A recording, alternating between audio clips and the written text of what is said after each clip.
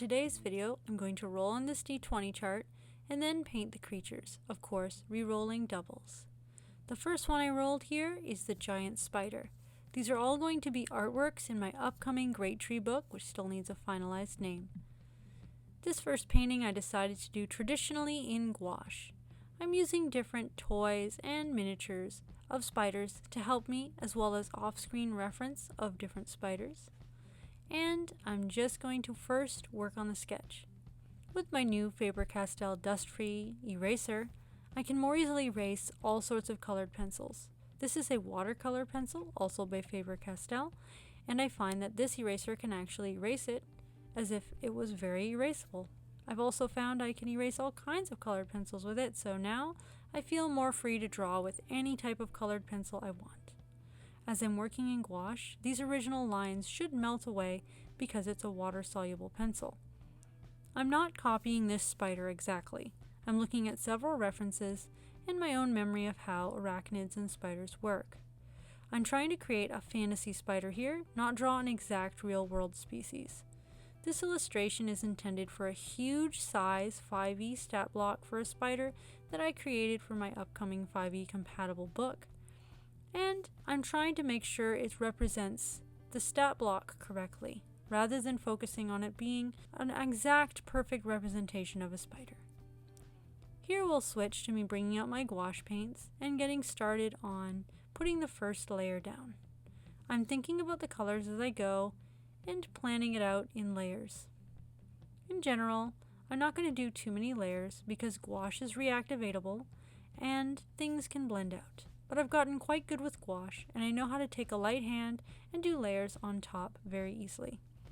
In fact, gouache has become tied for my favorite art medium overall with digital painting. I sometimes mix watercolors and gouache, and I can also do additional mixed media if I desire, although this painting here is just pure gouache.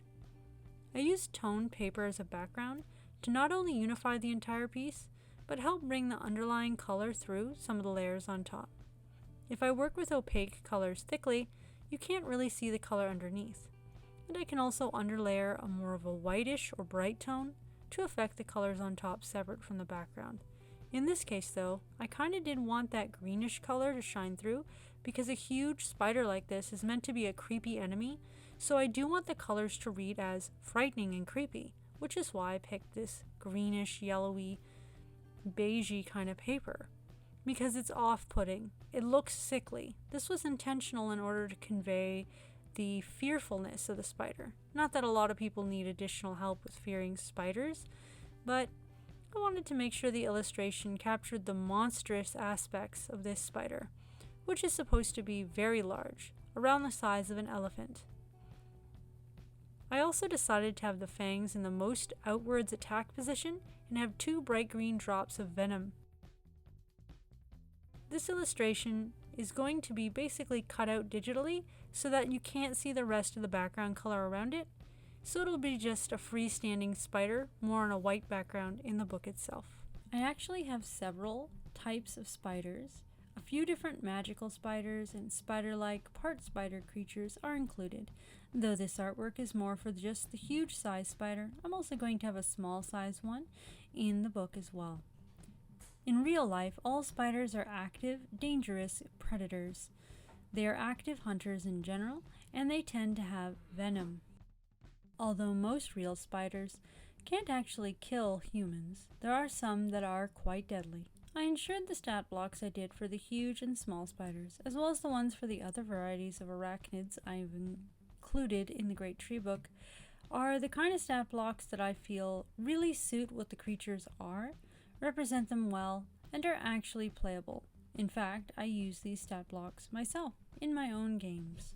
I'll be sure to playtest and correct all the stat blocks before I actually publish them. There was a little break there where I allowed everything to dry and then came back to continue painting.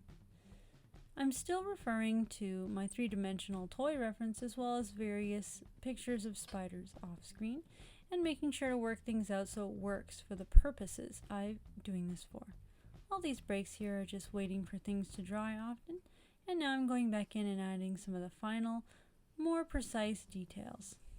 Sometimes you just have to work things up and you need to make sure you got the brightest highlights, the speculars on shiny areas, as well as the darkest shadows in the cracks and crevices and where two forms overlap each other. I'm also making sure to add in a greenish tint onto the drops of venom that are coming off these eager fangs. Realistically, the venom wouldn't come out until the spider actually bites its prey, but as this is representational of a monstrous, huge spider, I thought I'm gonna put the venom visibly on the fangs here. I'm also going back in and adding some highlights and further details in here. I'm intentionally making the abdomen itself and the farthest legs grayed out and a bit less detailed to try to show a depth to force an atmospheric perspective that is used a lot in bestiaries and monster manual type books in order to make the creatures look larger, but also to focus in on the near areas and make the farther areas more blurred out and less in focus. This does a good job at representing the creatures overall, so that you can understand the general idea of what they look like. I'm also trying to make sure the poses and the forms and everything I'm doing is interesting, but also clearly shows the creatures and the details so people understand what they look like. I based the general look and body plan more on tarantulas than any other variety of spider, though this is not a representation of any real species of spider. It's instead a completely fantastical one. I wanted to make sure it really looked like it could do everything in the stat block that's included. Representing an experienced elder, I gave it proficiency in some skills and the ability to use the web action that most spiders have as a bonus action instead. It also has a couple of unique abilities and the standard spider abilities. For this next section, I'm doing the Arapaima.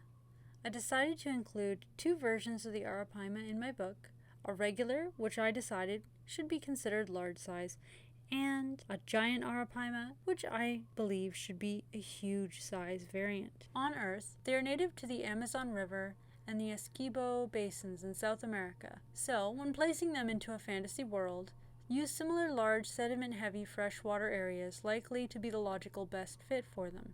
They can also breathe air, and in fact, don't survive entirely by breathing in the water, always going to the surface to gulp in air, interestingly. In my book, I'm going to include additional abilities and the way that they work to match with the real impressive animal.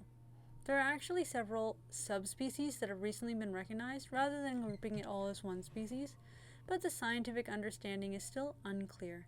More study is needed. Some species are virtually unknown, while others are quite familiar. They have a mineralized, hard outer layer of toughened collagen fibers in a structure similar to that of plywood in their skin. They are very flexible and still highly armored. This will be reflected with a high armor class in the stat block. They're mobile, but very armored. They are very torpedo-shaped and are known to leap out of the water if they feel constrained by their environment or harassed. This can actually prove deadly in some cases where they can run into people. They can also charge in the water aggressively, so that sounds like a bludgeoning, ram, and jumping attack to me. This hard-bodied charge can actually be very dangerous even to humans. Mated pairs actually protect the young. The male is a mouth brooder and will protect the babies in his mouth, while the female circles and protects them from potential predators. So it should be very possible to encounter a mated pair as an oppositionary force. Living fossils from 23 million years ago, very similar species have been found in Colombia. This painting was done using various layers and over a period of time, mostly over the course of one day, although it was a total of 2 days, in Procreate. I originally was planning more of a solid background until I realized it would probably look a lot better if I set it up to be more of a splash right behind the creature. I used some soft airbrush on its own layer, clipping mask down to the base layer, which tended to be alpha locked, so I couldn't go outside of the lines of where I already placed down color. I went back and forth a lot, and I looked at 4 different Arapaima references, making my ultimate beautiful Arapaima. I was focusing on capturing the essence of the fish overall, as well as making it a particularly beautiful individual. I put these slightly abstracted weeds in the background, based on some actual water weeds that I saw in one of the photo references I was using. I did a lot of adjustments, and at a couple points I actually knocked some of the details back because I started feeling like I was overworking it. I also used lots of different colors in this, including some of the highlights having blue and purple in them, and making sure to get that red coloration on the tail fin. I found it to be really interesting to paint because the anatomy is a little different than an average fish, such as the eye placement being so low down and the way the whole face is sort of smushed and stretched out. But I think they are indeed quite a beautiful fish. Sometimes people use their skin to make crafts, which could also be done in a tabletop role-playing game. My book is going to include many different things made from the different creatures featured in the book, and that includes mundane gear, not just magical gear, although there'll be some magic items based on creatures in the book as well. Now for the third randomly rolled beastie that I'm going to work on, but I rolled the giant spider again. I rolled the 20, although it went right off camera, of course. Still, I thought it would be fun to paint Stegosaurus. Stegosaurus, not Stegosaurus, is a newly discovered species of dinosaur. It's an ankylosaurid like this Euplocephalus that you're seeing here, and I decided to use the Euplocephalus as helpful reference. I also have a printed out page of paleo reference, which features a lot of the extinct animals that were on this list. I prepared it before actually working on this video, not knowing what I'd roll, but needing to get the different references ready depending on what I rolled. I also made sure to take out my figurines and toys that were appropriate to the different animals featured here. Off screen, I'm looking at my reference of the animal Stegosaurus itself. I'm just using this 3D model of a Euplocephalus to help me work on some of the details, anatomy, and look at it in three-dimensional space. But as you can tell, it's an entirely different species I'm painting. For now, I'm just drawing, of course. I skipped some of the drawing process because I was feeling like it would take too long to film all of it, so there's a couple moments here or there where I actually skip. As you can see here, there is my page of printed out paleontological reference for the different creatures I'm featuring in the book that were on this D percentile list. I'm making sure the anatomy is more correct by double checking. I'm looking at the skeletal reference that was discovered and the artwork that was featured all over the internet and including Wikipedia to figure out more of the anatomy.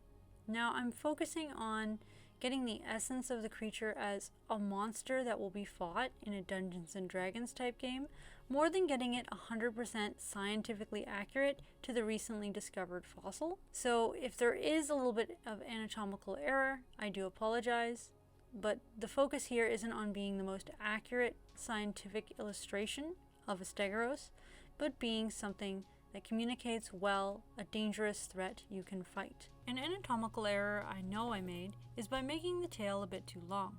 I also made it a little too flexible, I believe.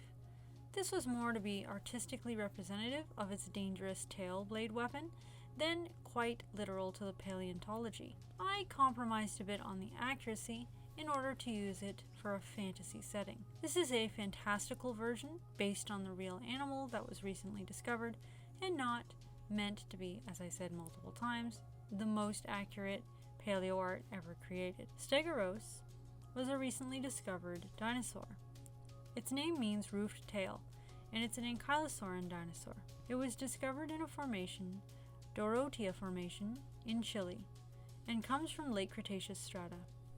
There's only one species known, Stegosaurus elegansen, which is known from a semi-articulated, nearly complete skeleton. It had a short tail and very strong armored skin. Its very unique tail has a weapon at the end extremely similar to the ancient Aztec weapon called a macuahuitl, an oddly flattened blade with scale-like blown plates. For the game, the tail itself can be harvested and crafted into a two-handed weapon, which functions functionally as a great axe and uses the weapon proficiency for great axe in order to use it. The skin can also be harvested carefully to create very strong armor, with modifications based on what the game master desires. They can decide to make the armor extremely powerful and have more abilities, or have less abilities and simply be a little stronger than regular hide armor. This should have an impact on the ecology of the world. These creatures would probably be overhunted because the armor and weapons you can craft from their bodies would be very valuable. So, you'd probably have to put a system in place to explain why they aren't all extinct from overhunting. One suggestion I'm going to include in the book is that there's druids and cultures and people who consider the creature valuable as a living thing and protect it, who live in balance, maybe harvesting only from corpses or keeping it to a limited number of hunts and protecting the rest. Maybe they even protect the rumors of their existence, and it's not well known that these creatures still exist. Or it's thought that there's some special process which transforms the skin of a different creature into the armor that's really just made from the skin of this one. Whatever you decide, it's worth taking a moment to have verisimilitude in your world so that it makes sense that something so valuable, in terms of harvesting its body to craft goods, wouldn't just already be extinct. The other thing that should be considered here is the fact that these are a medium-sized creature. The fossil of this animal wasn't the largest. In fact, it's more like a human-sized animal. So you'd actually take the skin of two of them to make armor for one medium-sized person, like a human, but it would only take the armor from one to create an armor set for a small-sized person, like a halfling. However, I worked out a couple things about it in addition, because looking at actual science for Ankylosaurin skin, it was very bulletproof, it was very strong, it was very resistant, so I gave it several other abilities for its skin that actually makes it quite strong. As I said though, allowing that to transfer to the wearer of armor made from its skin has to be up to the game master, and should be decided, if you're including this animal in the world, for the world building overall. Perhaps it requires additional magic and special enchanting methods to bring these qualities back out of the hide, or perhaps it's just a quality once the armor is properly crafted. This entire painting was done with gouache on colored cardstock paper, and I was trying to make sure the lighting was well represented and using the color of the paper to shine through. The main color base for the belly was the actual color of the paper, and I was trying to have it be a little dulled down in green to imply the environment has plants in it, the reflected green lights and tones, as well as to have it be more of a natural tone. So I was taking advantage of the way the paper itself looked. Well, let me know what you think in the comment section below about these three paintings. Let me know if you liked the little animation I did, and see you soon! Once again, that's all for this video. If you like my videos, please remember to like, subscribe, and turn on that notification bell to all notifications so you will know when a new video comes up. I aim for new videos every Wednesday, but sometimes life happens and things are delayed. I hope that you enjoyed this video, and we'll see you with another one very soon.